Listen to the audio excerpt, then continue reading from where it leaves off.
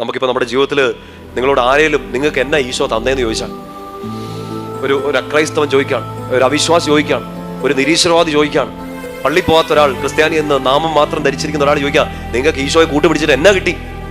What Jack fruit എന്നാ കിട്ടി പറ? വലിയ മുട്ടക്കാട്ടൊരു വീട് ആണോ? ഒരു വലിയ വണ്ടി ആണോ?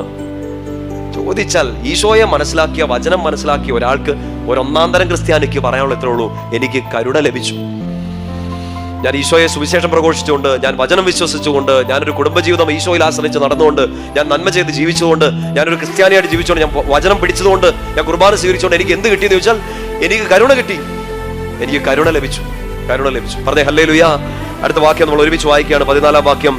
കർത്താവ്, കാരണം അറിവില്ലാതെ അവിശ്വാസിയായിട്ടാണ് ഞാൻ പ്രവർത്തിച്ചത്. 14-ാം വാക്യം. കർത്താവിന്റെ കൃപ യേശുക്രിസ്തുവിലുള്ള വിശ്വാസത്തോടും സ്നേഹത്തോടും ഒപ്പം എന്നിലേക്ക് കവിഞ്ഞൊഴുകി.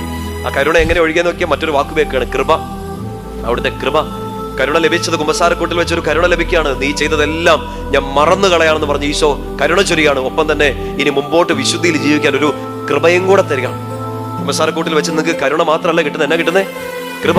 ഇത്രയും കാലം ചെയ്തതിന്റെ പരിഹാരത്തിന് വേണ്ടി, ഇത്രയും കാലം ചെയ്തതെല്ലാം മറന്നു കളഞ്ഞ് ഈശോ കരുണ ചൊരിയുന്നു. ഇനി മുമ്പോട്ട് പോകാൻ വേണ്ടി ഒരു കൃപയും കൂടെ കർത്താവ് തരുന്നു. He gives mercy and grace.